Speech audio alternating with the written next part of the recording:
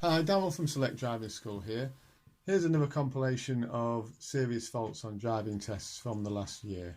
The aim of these is to help you understand what constitutes a serious fault so that when you take your driving test, hopefully you can avoid similar mistakes. If you like the video, please click like. You can also find more on my YouTube channel or visit my website. Thank you.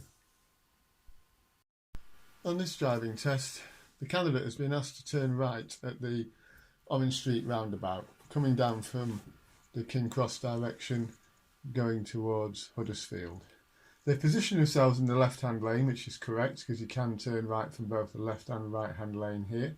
And as they proceed forward, everything is going well. One issue though is they're not actually signalling to turn right, which would have really helped, because if you see the car on the right-hand side cuts inside and cuts across our driver. The examiner deemed this to be a serious fault because the pupil was not indicating their intention.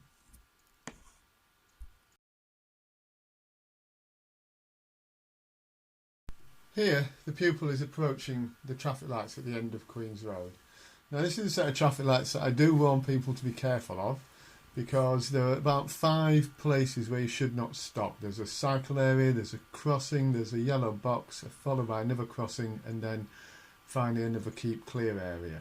You should not stop on any of these, and if you feel as though there are cars ahead of you and you're not sure where you will end up, you should try to make sure that there's a gap for you to stop in between these obstructions and not on them.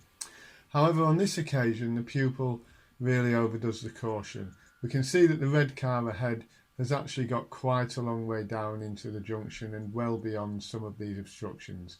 My pupil could have moved forward and got beyond the yellow box, which would have cleared the junction, but instead they have stayed behind the stop line, which really would have only been necessary if they couldn't have got as far as the space before the yellow box.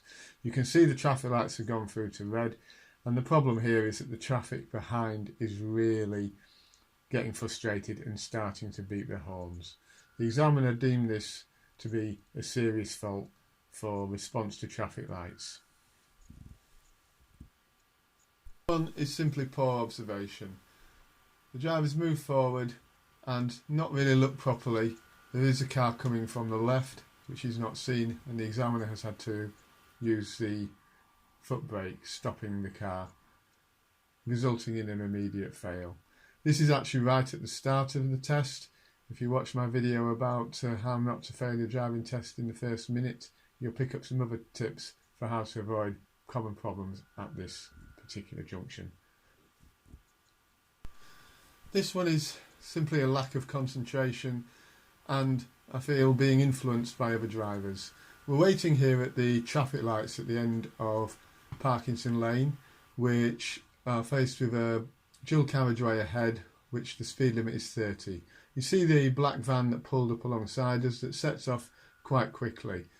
He gets well above the speed limit of 30 miles an hour, but unfortunately my pupil has sort of copied him and continues to accelerate well beyond the posted speed limit of 30 miles an hour, at which point the examiner has warned him to slow down and deemed it a serious fault use of speed.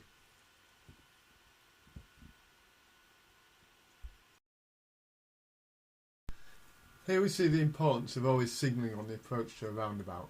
We've been asked to take the second exit here, and if you look on the left hand side now, you'll see a sign. The second exit is shown as being to the right.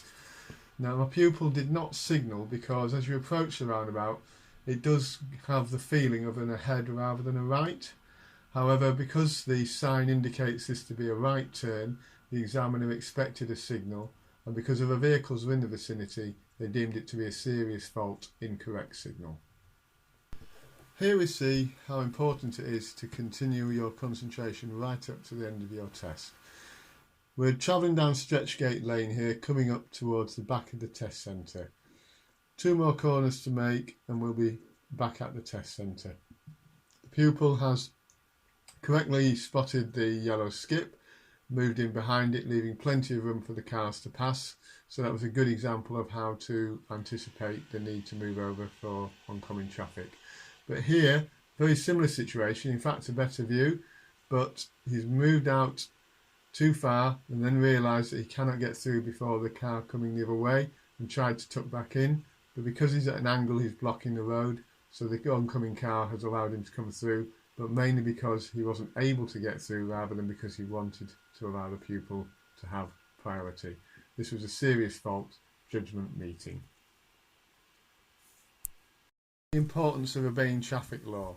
When you see a red stop sign, that's the octagon with the word stop and a solid white line painted across the road at a junction, you must stop. This is at the end of Club Lane in Ovenden. My pupil's seen the sign and is indeed stopping, but you'll notice that they stop near the word stop, so they're well behind the line. They haven't actually reached the line yet. So although they did a full stop, it's not at the line. Now they creep forward and creep through the junction, which unfortunately resulted in a fail because they never actually fully stopped at the line.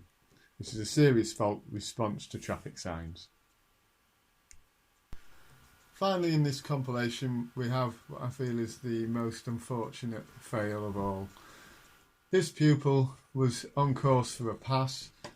All they have been asked to do is to find a safe place to pull over on the right. We're almost back at the test centre.